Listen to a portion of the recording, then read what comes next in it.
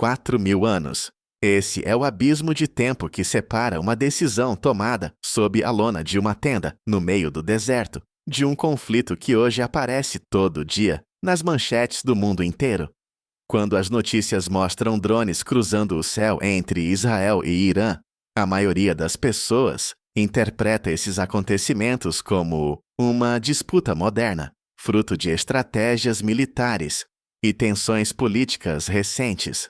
Mas o que poucos conseguem enxergar é que estão assistindo ao episódio mais recente de uma história que começou há milênios. Uma história que não nasceu num parlamento, nem numa fronteira contestada, nem em acordos diplomáticos fracassados. Tudo começou com um único homem chamado Abraão e com duas mulheres que jamais conseguiram conviver em paz sob o mesmo teto. Para entender de verdade como chegamos até aqui, é preciso recuar muito além dos mapas atuais ou das decisões dos governos modernos. É preciso voltar à origem mais íntima de tudo, ao âmbito familiar, porque esse conflito que hoje parece geopolítico nasceu, na verdade, dentro de uma relação doméstica, cheia de tensões, expectativas e decisões profundamente humanas. Não começou em salas de negociação, nem em exércitos se enfrentando. Nasceu dentro de uma família que tentava compreender uma promessa que parecia impossível. E talvez seja exatamente por isso que, depois de 4.000 anos, nenhuma solução política conseguiu resolver completamente o que começou como um drama familiar. A história nos leva a uma cidade antiga chamada Ur dos Caldeus, um lugar próspero situado na região que hoje corresponde ao sul do Iraque. Naquela época, Ur era um centro comercial importante, repleto de atividade. Templos e rotas que conectavam diferentes civilizações do mundo antigo. Ali vivia um homem chamado Abrão. Ele ainda não havia recebido o nome pelo qual seria conhecido mais tarde. Tinha uma vida relativamente estável. Era casado com uma mulher chamada Sarai. Pertencia a uma família com certa posição e possuía recursos suficientes para viver com tranquilidade. Do ponto de vista humano, não havia nenhuma razão lógica para abandonar tudo o que conhecia. Mas então aconteceu algo que transformaria o seu destino para sempre. De acordo com o relato do livro de Gênesis, no capítulo 12, Abraão recebeu um chamado que irrompeu na sua vida de maneira direta e surpreendente. O texto descreve como Deus ordenou que ele deixasse para trás a sua terra, a sua família e a casa do seu pai, para partir em direção a um lugar que ainda não conhecia. Não havia mapas detalhados, não existiam rotas claras, nem explicações completas. Havia apenas uma instrução e uma promessa. E não era uma promessa pequena. Deus garantiu que dele surgiria uma grande nação. Disse também que abençoaria os que o tratassem com favor e que as famílias de toda a terra encontrariam bênção por meio da sua história. Era uma promessa enorme, carregada de implicações espirituais, históricas e humanas. Em termos simples, Abraão estava recebendo a garantia de que a sua vida teria um impacto que transcenderia gerações inteiras. Descendentes incontáveis, proteção divina e um papel central na história da humanidade faziam parte daquele anúncio. Mas havia um detalhe que tornava tudo aquilo um aparente impossível. Sarai, sua esposa, não podia ter filhos. A narrativa bíblica enfatiza esse fato desde o princípio, como se quisesse preparar o leitor para o paradoxo que estava prestes a se desenvolver. Ainda antes de descrever a jornada de Abraão, o texto deixa claro, em Gênesis capítulo 11, versículo 30, numa frase breve e direta: Sarai era estéril, não tinha filhos. Esse pequeno detalhe muda completamente a dimensão da promessa. A promessa de uma grande descendência havia sido entregue a um homem cuja esposa não podia conceber. Era como anunciar um futuro repleto de gerações a alguém que, humanamente, não tinha nenhuma possibilidade de iniciá-las. Apesar dessa contradição evidente, Abraão decidiu obedecer. Quando tinha 75 anos, saiu de Harã, acompanhado por Sarai, pelo seu sobrinho Ló, e por tudo o que haviam acumulado ao longo da vida: bens, rebanhos, servos e pertences. Não era uma jornada curta nem simples. Significava abandonar a segurança do conhecido para caminhar em direção a uma terra que mal havia sido mencionada. O destino era Canaã, uma região que naquele tempo era habitada por diferentes povos e culturas. O trajeto os levou a atravessar várias regiões, até chegar a um lugar próximo a Siquém, onde ficava o Carvalho de Moré.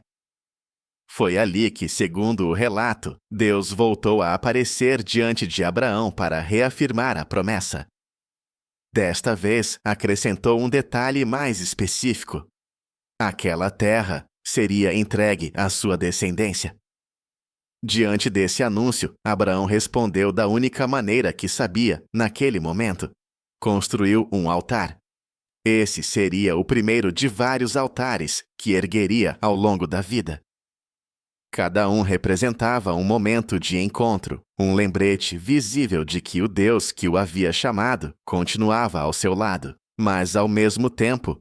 E cada altar também marcava um paradoxo silencioso. As promessas continuavam crescendo enquanto o tempo seguia passando. Os anos começaram a se acumular. 5 anos, depois 10. A vida seguiu seu curso normal. Os rebanhos cresciam, as estações mudavam, as viagens continuavam. Mas a promessa central permanecia sem se cumprir. Abraão e Sarai ainda não tinham filhos. A ideia de uma descendência tão numerosa quanto as estrelas parecia cada vez mais distante, suspensa em algum lugar entre a fé e a incerteza. E então chegou uma noite que transformaria completamente a maneira como Abraão enxergaria o seu futuro. O capítulo 15 de Gênesis descreve um momento profundamente simbólico. Deus levou Abraão para fora da sua tenda, no meio da escuridão, e pediu que ele olhasse para o céu. No deserto antigo, longe das luzes das cidades modernas, o céu noturno podia ser visto com uma clareza impressionante. Milhares de estrelas cobriam o firmamento. Deus disse algo simples, mas poderoso: tenta contá-las, se é que consegues. Depois acrescentou que assim seria a sua descendência. O texto explica que Abraão acreditou nessa promessa, e essa confiança foi considerada como justiça. Em outras palavras, Abraão decidiu confiar mesmo quando as circunstâncias visíveis pareciam contradizer o que tinha ouvido. Acreditou num futuro que ainda não existia. Acreditou em gerações que ainda não tinham nascido, mas a realidade imediata continuava a mesma. Sarai ainda não podia ter filhos, e é aí que começa a se sentir o peso real dessa história.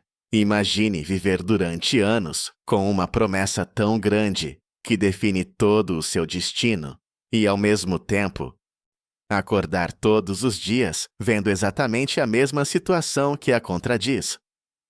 Por um lado, existe a certeza de que algo extraordinário foi prometido. Por outro, cada ano que passa parece afastar um pouco mais a possibilidade de que essa promessa se torne realidade. Abraão tinha deixado sua terra, sua família e sua segurança para seguir aquela voz. Tinha construído altares, percorrido caminhos desconhecidos e colocado sua confiança em algo que não podia comprovar com os olhos. Mesmo assim, o elemento central de tudo, um herdeiro, ainda não havia aparecido. E essa tensão silenciosa, mas constante, começava a preparar o cenário para uma decisão que mudaria a história de maneira irreversível. Imagine carregar uma promessa gigantesca sobre os ombros, enquanto a realidade cotidiana parece contradizê-la dia após dia. Cada ciclo que passa, a cada mês que confirma a ausência de uma gravidez, se torna um lembrete silencioso de que o tempo continua avançando. Para Abraão e Sarai, essa tensão ficava cada vez mais pesada. A promessa falava de descendência incontável, mas os anos se acumulavam sem que aparecesse um herdeiro. Abraão já tinha 85 anos. Sarai estava perto dos 75. Do ponto de vista humano, o relógio biológico parecia ter chegado ao seu limite. Tudo indicava que a oportunidade tinha se fechado. Foi nesse clima de frustração contida e esperança desgastada que Sarai tomou uma decisão que projetaria consequências ao longo de milhares de anos. O capítulo 16 de Gênesis abre precisamente com esse momento. Sarai se aproxima de Abraão com uma proposta que, do seu ponto de vista, parecia lógica. Reconhece algo que para ela era evidente. Até aquele momento, ela não havia podido ter filhos. Em vez de questionar diretamente a promessa divina, apresenta uma alternativa prática, baseada nos costumes da sua época. Em sua casa havia uma serva egípcia chamada Hagar. Sarai sugeriu que Abraão se unisse a ela, para que, por meio dessa mulher, pudesse surgir o filho que tanto esperavam. A ideia não era uma rebeldia aberta contra a promessa, mas uma tentativa de ajudar a promessa a se cumprir utilizando os meios disponíveis. Para entender por que essa proposta parecia razoável naquele contexto, é preciso lembrar que no Antigo Oriente Médio, esse tipo de acordo não era incomum. De fato, documentos legais da época, como o famoso Código de Hammurabi, já contemplavam situações semelhantes. Naquelas sociedades, se uma esposa não podia ter filhos, podia entregar uma serva ao marido. E o filho que nascesse dessa união seria considerado legalmente parte da família principal. O relato bíblico descreve a reação de Abraão com uma frase surpreendentemente breve. Ele ouviu a voz de Sarai. Não se menciona que tenha buscado direção divina, nem que tenha debatido muito a decisão. Também não há registro de longas conversas ou dúvidas profundas. Depois de uma década vivendo em Canaã, esperando que a promessa se tornasse realidade, Abraão aceitou uma solução que nascia da lógica humana para resolver um problema que originalmente havia sido apresentado como obra de Deus. Foi assim que Sarai tomou Hagar, sua serva egípcia, e a entregou a Abraão como mulher. O texto resume isso em poucas palavras, mas esse momento marcou um ponto de inflexão decisivo. A partir daí, a história mudaria de rumo de uma maneira que ninguém naquele momento poderia imaginar. A gravidez de Hagar aconteceu rapidamente, porém, em vez de trazer alívio, a situação gerou uma tensão imediata dentro do lar. A narrativa bíblica não suaviza os detalhes emocionais do que ocorreu em seguida. Quando Hagar percebeu que estava esperando um filho, sua atitude em relação a Sarai começou a mudar. A mulher que até então havia sido uma serva, agora carregava no ventre o possível herdeiro do patriarca. Esse novo status alterou a dinâmica entre as duas. O texto sugere que Hagar passou a olhar para Sarai com certo desprezo, não necessariamente com palavras diretas, mas com gestos, olhares ou atitudes que deixavam transparecer o que sentia. Para Sarai, aquilo devia ser profundamente doloroso. Ela havia idealizado o plano na esperança de resolver um problema, mas agora precisava enfrentar a humilhação de ver a própria serva ocupando o lugar que sempre havia ansiado. A tensão cresceu até que Sarai decidiu confrontar Abraão. No seu reclamo, percebe-se uma mistura de frustração, tristeza e arrependimento. Ela disse que a situação que estava vivendo era culpa dele. Ela mesma havia entregado a serva, mas agora se sentia desprezada por essa mesma mulher. No meio da discussão, Sarai apelou até ao julgamento divino para que determinasse quem tinha responsabilidade em tudo aquilo. A resposta de Abraão foi simples, mas também reveladora. Ele lembrou que Hagar continuava sendo a serva dela e que estava sob sua autoridade. Em outras palavras, devolveu a responsabilidade a Sarai e disse que agisse como considerasse conveniente. Se o que aconteceu depois mostra até que ponto a situação havia se deteriorado. Sarai começou a tratar Hagar com uma dureza extrema. O termo que o texto hebraico utiliza é especialmente forte, uma palavra que em outras passagens descreve situações de opressão severa. Essa mesma expressão seria usada, séculos mais tarde, para falar da forma como os egípcios trataram o povo de Israel. Aqui ela aparece aplicada dentro do próprio lar de Abraão. A pressão se tornou tão intensa que Agar tomou uma decisão desesperada: fugir. Imagine a cena. Uma mulher estrangeira, grávida, sem proteção, e longe da sua terra natal, caminhando sozinha pelo deserto, tentando voltar para o Egito, seguindo a rota que levava para a região de Sur. Num ambiente tão hostil, essa jornada representava um risco enorme. O deserto podia se tornar facilmente uma armadilha mortal para alguém nessas condições. Mas no meio dessa fuga, aconteceu algo inesperado. O relato conta que o anjo do Senhor encontrou Hagar junto a uma fonte de água no deserto. Esse detalhe é extraordinário por várias razões. Hagar, uma serva egípcia que estava escapando, se tornou a primeira pessoa na Bíblia a quem Deus envia diretamente um mensageiro celestial. Não era uma rainha, nem uma profetisa reconhecida, nem a líder de uma nação. Era uma mulher vulnerável, fugindo de uma situação insuportável. O mensageiro lhe fez 2 perguntas simples, mas profundas: de onde vinha e para onde ia? A resposta de Hagar foi direta e cheia de honestidade. Disse que estava escapando da presença de sua senhora, não tentou disfarçar a realidade, nem suavizar o que estava vivendo. Simplesmente explicou que estava fugindo. Então o anjo lhe deu uma instrução que devia ser difícil de ouvir, que voltasse e se colocasse novamente sob a autoridade de Sarai. Era uma ordem que implicava enfrentar de novo a mesma situação da qual havia tentado escapar. Mas junto com aquela instrução difícil, veio também uma promessa surpreendente. O mensageiro de Deus não apenas pediu que Hagar voltasse, mas revelou algo que mudaria completamente a forma como ela veria o próprio futuro. Garantiu que a sua descendência seria multiplicada de maneira extraordinária, tanto que seria impossível contá-la. Aquela mulher que fugia sozinha pelo deserto estava ouvindo que do seu filho nasceria um povo numeroso, e o menino que carregava no ventre já tinha um nome antes mesmo de nascer: Ismael. Esse nome tinha um significado profundo, pois refletia o que Deus havia visto naquele momento. Significava que o Senhor havia ouvido o seu sofrimento. Se observarmos com atenção a magnitude dessa promessa, descobrimos algo realmente notável. As palavras dirigidas a Hagar eram surpreendentemente semelhantes às que Deus havia pronunciado anteriormente sobre Abraão. Também falavam de uma descendência abundante, de uma multiplicação que superaria qualquer cálculo humano. Em outras palavras, a promessa de uma grande nação não seria exclusiva de um único filho. 2 linhagens surgiriam a partir do mesmo patriarca.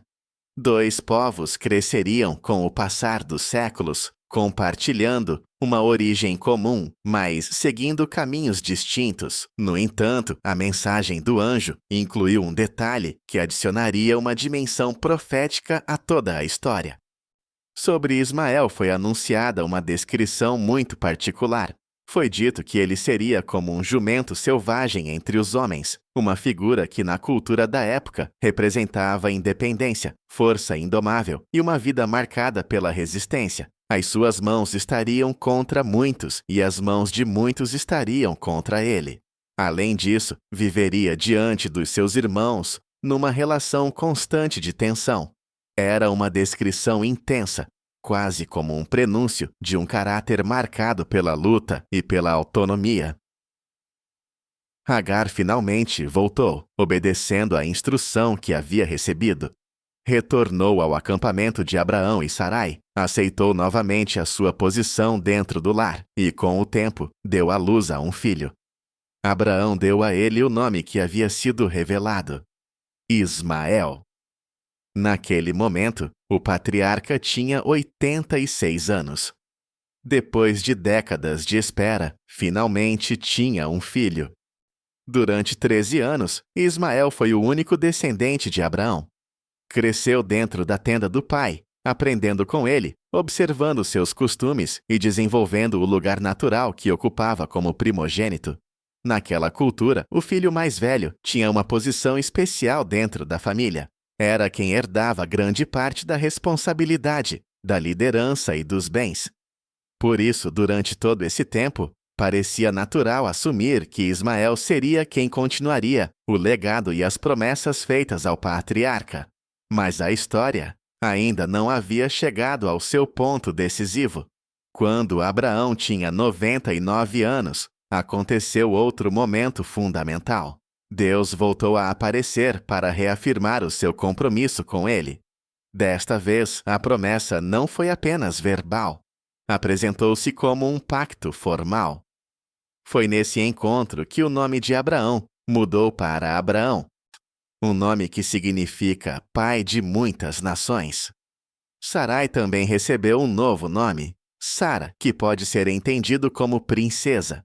A mudança de nome simbolizava algo profundo. Não era apenas uma transformação linguística, mas um sinal de que a identidade e o destino de ambos estavam sendo redefinidos. E então veio o anúncio que ninguém esperava. Sara, apesar da sua idade avançada, teria um filho. A notícia parecia desafiar toda a lógica. Sara tinha 90 anos. De qualquer ponto de vista humano, a possibilidade de ter um filho já havia ficado para trás há muito tempo. Mesmo assim, a mensagem foi clara. O menino nasceria e seu nome seria Isaque. Além disso, seria através dele que se estabeleceria o pacto especial entre Deus e a descendência de Abraão. A reação de Abraão revela a intensidade do momento. O texto diz que ele caiu com o rosto em terra e riu. Não era um riso de deboche, mas uma mistura complexa de surpresa, incredulidade e assombro. Depois de tantos anos esperando, ouvir que a esposa nonagenária teria um filho parecia algo extraordinário demais para processar de imediato. No meio daquele momento, Abraão expressou um desejo que revela o quanto já amava Ismael. Disse a Deus que seria suficiente se Ismael vivesse sob a sua bênção. Era a voz de um pai que havia criado aquele menino durante 13 anos, que o havia visto crescer e que o considerava parte fundamental da sua história. Deus ouviu esse pedido. A resposta foi clara. Ismael também seria abençoado. A sua descendência cresceria, se multiplicaria, e dele surgiriam líderes que formariam uma grande nação. A promessa não ignorava o filho mais velho. Mas, ao mesmo tempo, foi estabelecida uma distinção muito importante. A aliança especial, aquela que havia sido anunciada décadas antes, quando Abraão ainda vivia em Ur dos Caldeus, seria confirmada por meio de Isaque. Esse filho, nascido de Sara, seria quem levaria adiante o pacto específico. A diferença era sutil, mas decisiva. Ambos os filhos receberiam bênção. Ambos dariam origem a povos numerosos. Ambos formariam linhagens significativas na história. Mas o pacto particular que definia a relação espiritual iniciada com Abraão seguiria a linha de Isaque. Um ano mais tarde aconteceu o impensável. Sara concebeu e deu à luz um filho. Abraão tinha 100 anos quando tomou nos braços o filho prometido. Isaque, o filho que parecia impossível, havia finalmente chegado ao mundo, nascido de uma mulher de 90 anos e de um pai centenário. A sua própria existência era vista como um milagre. Sara expressou sua alegria com uma frase cheia de emoção. Disse que Deus lhe havia dado motivo de riso e que todos os que ouvissem a história compartilhariam aquela alegria com ela. Aquele riso inicial de incredulidade havia se transformado em riso de celebração. Isaque começou a crescer dentro do acampamento familiar, cercado de cuidado e atenção. Com o tempo chegou o momento em que deixou de ser amamentado, um evento que naquela cultura era celebrado como um passo importante no desenvolvimento da criança. Abraão organizou um grande banquete para marcar a ocasião, reunindo a família e todos que faziam parte da sua comunidade. Mas foi precisamente durante essa celebração que uma tensão que havia permanecido latente durante anos veio finalmente à tona. E Sara observou algo que a inquietou profundamente. Viu Ismael, filho de Hagar, a egípcia, rindo. O texto original utiliza uma palavra hebraica muito interessante para descrever o que Ismael estava fazendo naquele momento. Essa palavra pode ser interpretada de maneiras distintas. Em alguns contextos, significa simplesmente rir ou brincar, como qualquer jovem faria durante uma celebração, mas também pode insinuar algo mais tenso, como zombar ou provocar. A ambiguidade não parece acidental. O relato deixa aberta a interpretação, como se quisesse que o leitor percebesse que algo aconteceu naquela cena que acendeu um alerta no coração de Sara. Não sabemos com certeza qual gesto, palavra ou atitude desencadeou a sua reação. O que fica completamente claro é como ela respondeu. Sara tomou uma postura firme e direta, mas exigiu de Abraão que expulsasse a serva e o filho dela. Na sua opinião, o filho daquela mulher não deveria dividir a herança com Isaque. Para ela, o assunto não era apenas emocional, era também uma questão de futuro, de linhagem e de legado familiar. Vista de fora, a exigência parece dura. Ismael não era mais uma criança pequena. Tinha aproximadamente 17 anos. Havia passado toda a vida na casa de Abraão, crescendo sob a proteção do pai e sendo considerado por muitos anos o único herdeiro. Durante mais de uma década, havia ocupado o lugar do primogênito, e agora, de repente, tudo estava prestes a mudar. O texto indica que a situação foi profundamente dolorosa para Abraão. Não era simplesmente um conflito doméstico. Era um pai diante de uma decisão impossível: escolher entre seus filhos. Por um lado estava Isaque, o filho nascido da promessa que Deus havia anunciado. Por outro estava Ismael, o jovem que havia criado, acompanhado e amado durante anos. No meio desse dilema, Deus interveio novamente. Disse a Abraão que ouvisse o que Sara estava dizendo, porque a linha da promessa continuaria por meio de Isaque. Mas também deixou claro que Ismael não seria esquecido. Embora não fosse o portador do pacto específico, continuaria sendo descendente de Abraão, e por isso também seria abençoado. Dele surgiria uma nação importante. A manhã seguinte devia ter sido uma das mais difíceis na vida do patriarca. O relato descreve uma cena sóbria e silenciosa. Abraão acordou cedo, antes de o sol aparecer no horizonte. Preparou algumas provisões básicas, pão e um odre de água. Depois colocou esses suprimentos sobre os ombros de Hagar. Em seguida, Noé entregou-lhe o menino. Imagine por um momento o peso emocional daquele instante. Um pai que acorda de madrugada para mandar para longe o próprio filho. Não se menciona uma grande bagagem, nem uma caravana acompanhando-os. Apenas uma pequena reserva de comida e água, o suficiente para iniciar um caminho incerto. Hagar, com aquelas provisões, devia adentrar o deserto junto com o filho adolescente. O texto bíblico é surpreendentemente breve ao narrar a despedida. Não menciona palavras finais, abraços prolongados, nem lágrimas visíveis. Apenas diz que Abraão os despediu e, com isso, começou a jornada. Hagar caminhou sem rumo claro pela região do deserto de Berseba. A paisagem árida, o calor intenso e a falta de recursos tornavam aquela travessia uma prova extrema. Com o passar do tempo, a água acabou. Quando isso aconteceu, a situação se tornou desesperadora. Hagar colocou Ismael sob a sombra de um arbusto, tentando protegê-lo do sol abrasador. Depois se afastou um pouco, aproximadamente o alcance de uma flecha disparada com arco. Não queria presenciar o momento em que o filho ficasse completamente enfraquecido. Ela se sentou a certa distância e começou a chorar. Era o ponto mais baixo da história. Uma mãe sem recursos no meio do deserto, convencida de que não havia mais nada que pudesse fazer pelo filho. O silêncio do deserto se misturava com o seu choro, mas o relato introduz então uma reviravolta inesperada. Diz que Deus ouviu a voz do jovem. O anjo de Deus chamou Hagar dos céus e lhe perguntou o que a afligia. Depois lhe deu uma mensagem clara. Não devia temer. Deus havia ouvido o clamor do jovem, ali onde estava. O mensageiro disse que ela devia se levantar, tomar o menino pela mão e ajudá-lo a se pôr de pé, porque aquele jovem ainda tinha um futuro. Dele surgiria uma grande nação. Naquele momento aconteceu algo simbólico e poderoso.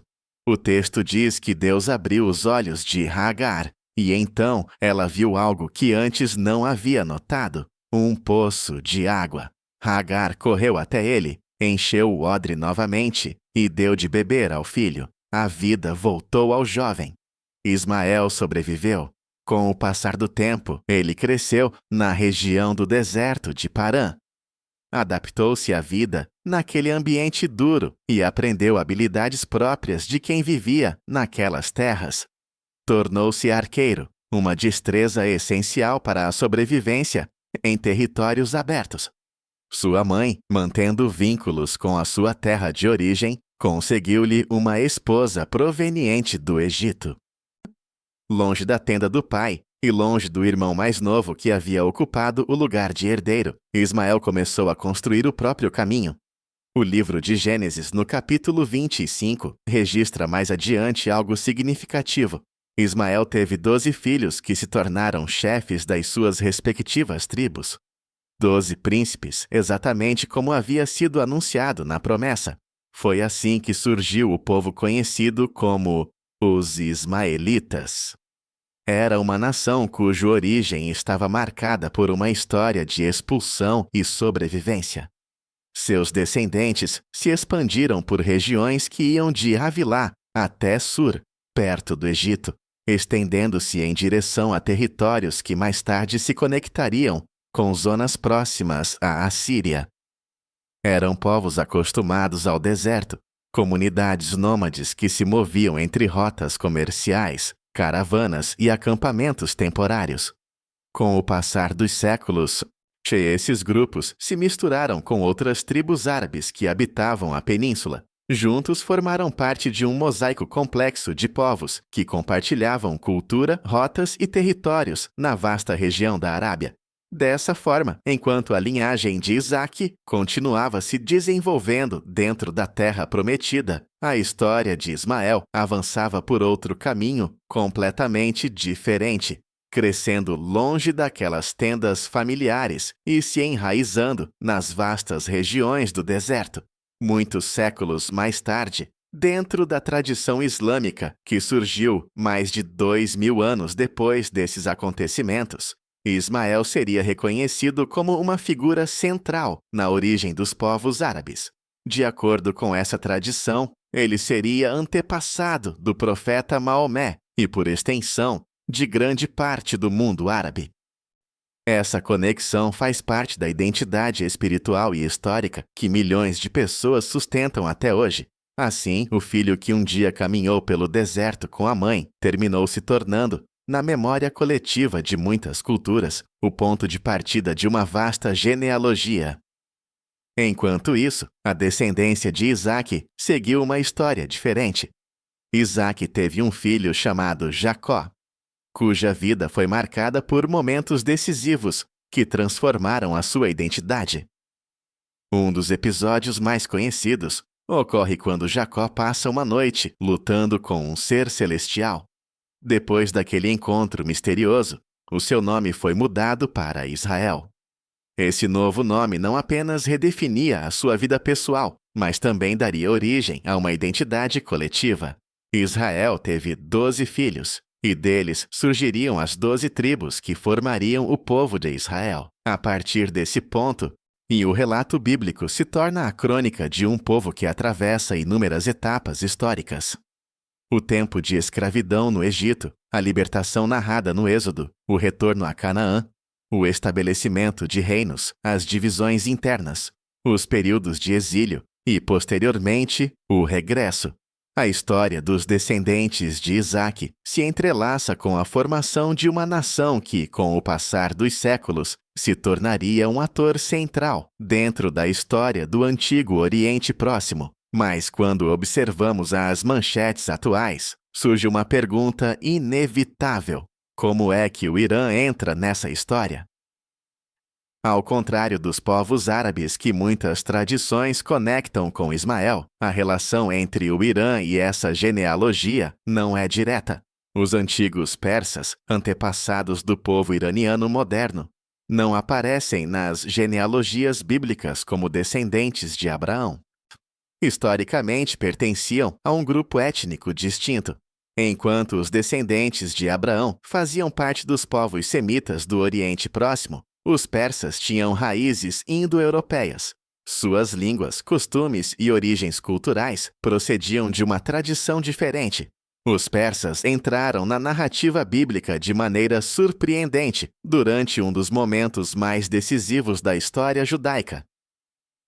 No ano 539 antes da nossa era, o rei persa Ciro o Grande conquistou o Império Babilônico. Esse fato teve consequências enormes para o povo judeu, que naquele tempo vivia no exílio na Babilônia. Foi precisamente Ciro quem permitiu que os judeus voltassem a Jerusalém e reconstruíssem o seu templo. Os textos bíblicos registram esse evento com um tom notavelmente favorável ao governante persa. O livro de Esdras menciona o decreto que autorizou o regresso do povo. Até mesmo o profeta Isaías, numa passagem extraordinária, refere-se a Ciro como ungido do Senhor, uma expressão de grande honra, raramente aplicada a alguém de fora do povo de Israel. Naquele momento histórico, longe de existir rivalidade, a relação entre persas e judeus era marcada por cooperação e respeito.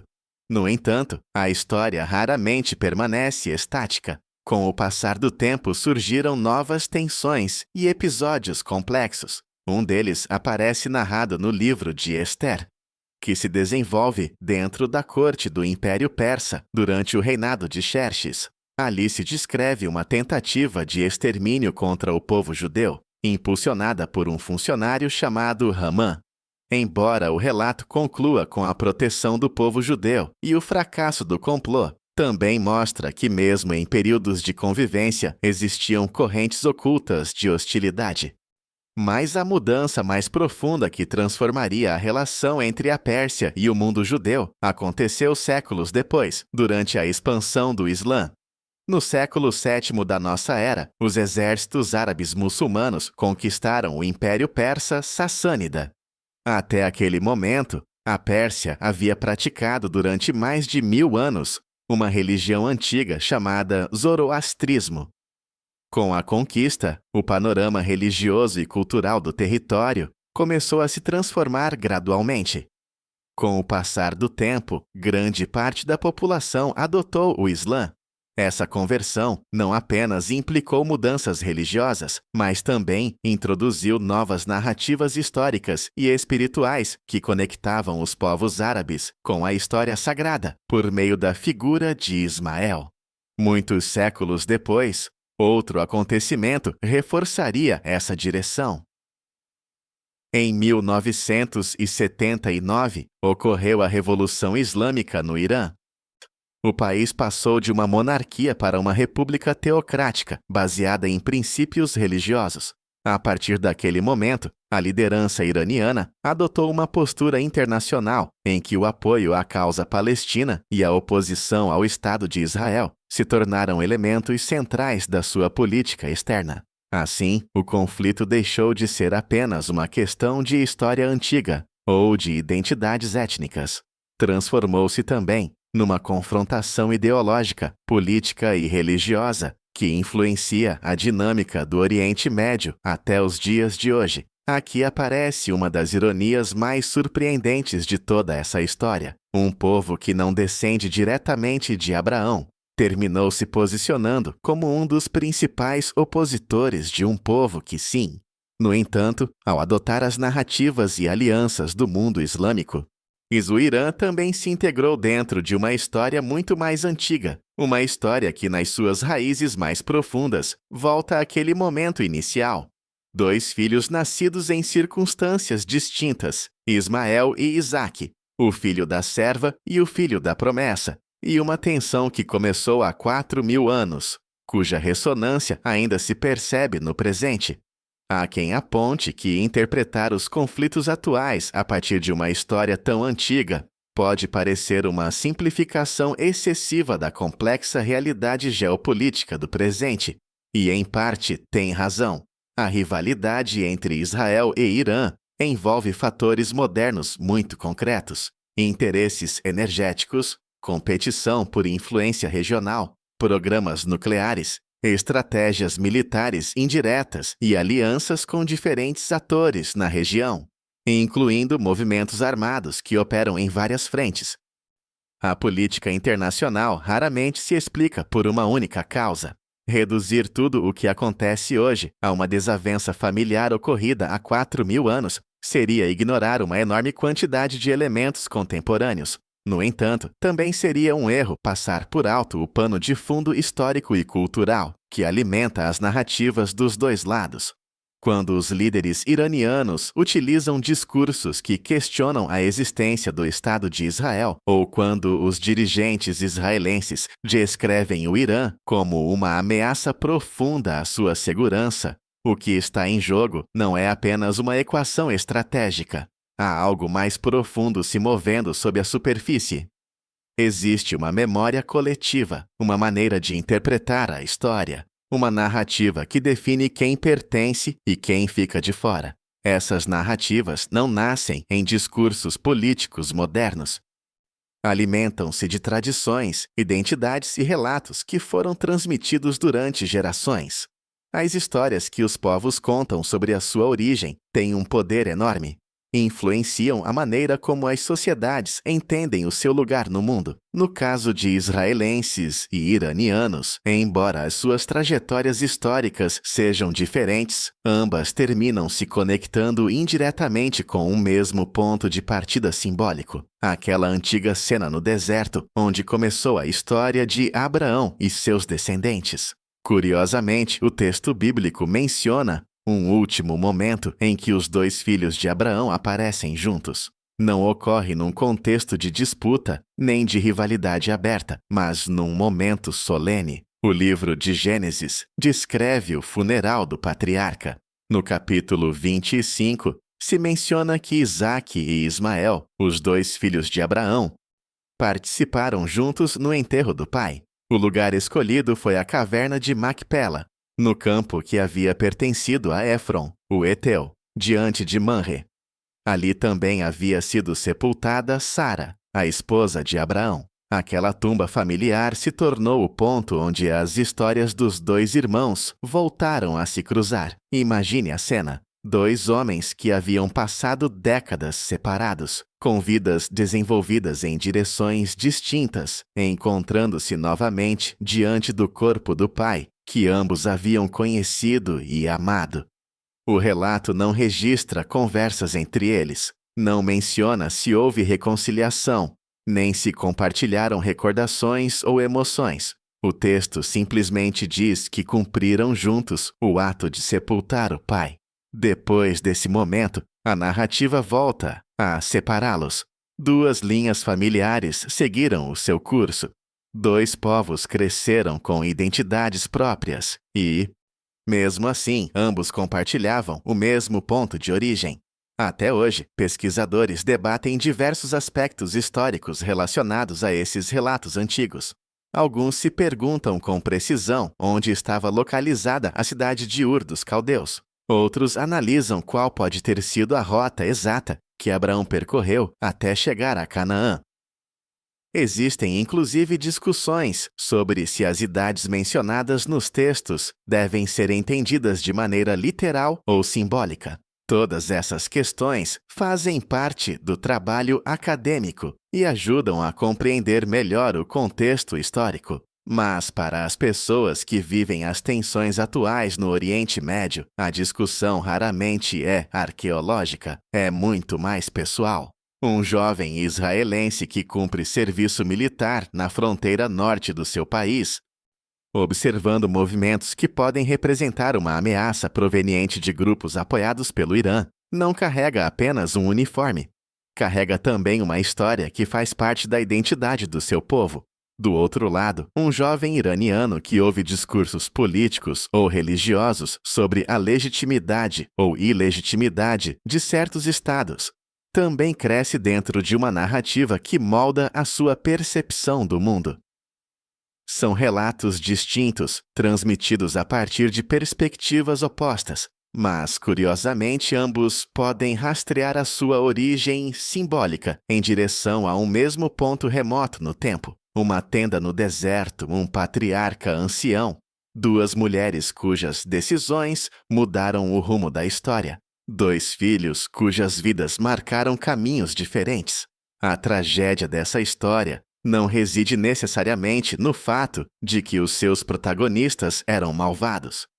Sara não agiu movida pela crueldade quando ofereceu Hagar como parte do seu plano. Era uma mulher diante de uma promessa que parecia impossível de cumprir pelos meios naturais.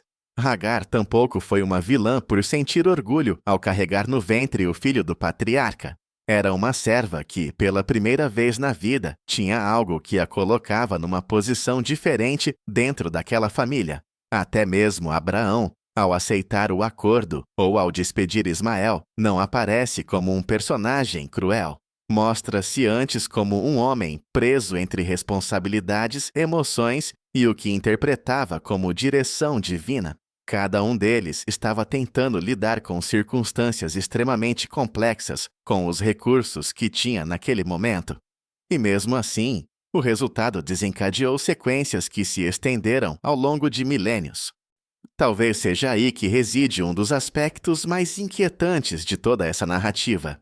O conflito que surgiu não nasceu necessariamente da maldade deliberada dos seus protagonistas, mas de algo muito mais comum na experiência humana: a impaciência diante das promessas, a tentativa de resolver por meios próprios aquilo que requeria tempo, as emoções de ciúme, orgulho ferido e medo, elementos profundamente humanos que, ao se combinarem num momento decisivo da história, terminaram criando uma fratura cujas repercussões ainda ressoam no mundo atual. As grandes tragédias da história nem sempre nascem de atos claramente maliciosos ou de decisões tomadas com a intenção de causar dano. Com frequência começam de uma forma muito mais sutil.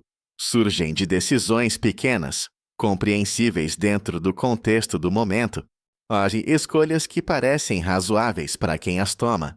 No entanto, quando essas decisões se encadeiam uma após a outra, terminam gerando consequências que ninguém imaginou e que, com o passar do tempo, se tornam quase impossíveis de reverter. Foi exatamente isso o que aconteceu nessa história.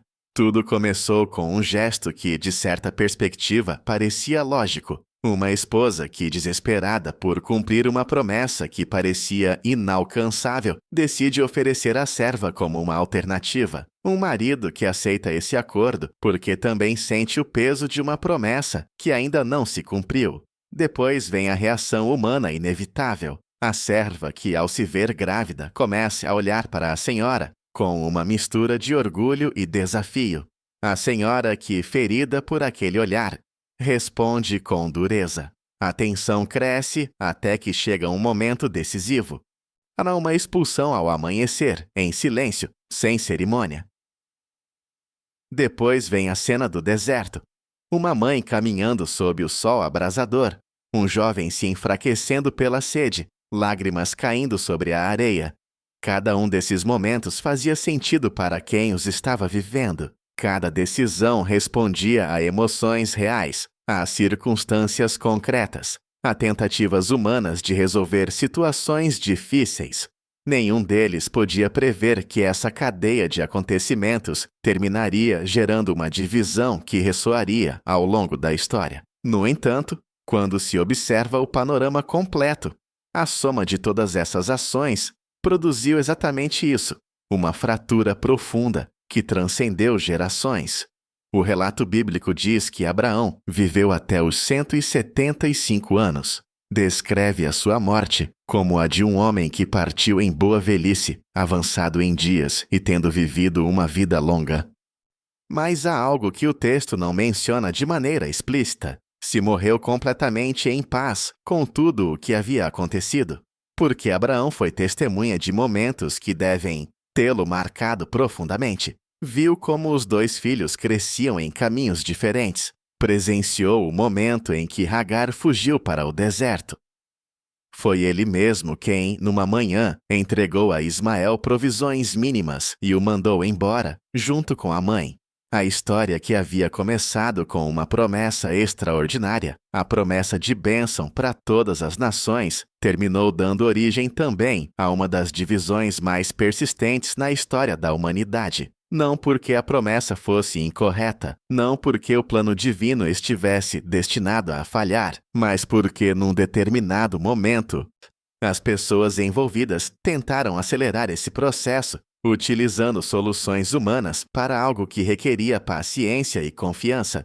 Às vezes, quando as promessas demoram demais a se cumprir, surge a tentação de intervir, de forçar os acontecimentos, de buscar atalhos que pareçam resolver o problema imediatamente. E embora essas decisões possam parecer razoáveis no instante em que são tomadas, os seus efeitos podem se estender muito além do que qualquer pessoa imagina. Hoje, 4.000 anos depois daquela história narrada nas antigas páginas do Gênesis, o mundo ainda experimenta as ondas dessas decisões. Tudo começou numa tenda no deserto. Uma noite aparentemente comum, uma tentativa humana de resolver uma situação complicada. O que naquele momento parecia uma solução, terminou abrindo uma história de tensões que atravessou gerações inteiras. De um conflito que nem os enfrentamentos armados conseguiram fechar por completo, nem os acordos políticos conseguiram sanar de todo. E talvez por isso essa história continue sendo contada. Porque, além dos detalhes históricos, ela nos lembra algo profundamente humano, que mesmo as decisões mais pequenas, tomadas em momentos de pressão ou desespero, podem alterar o rumo da história de maneiras que ninguém é capaz de prever.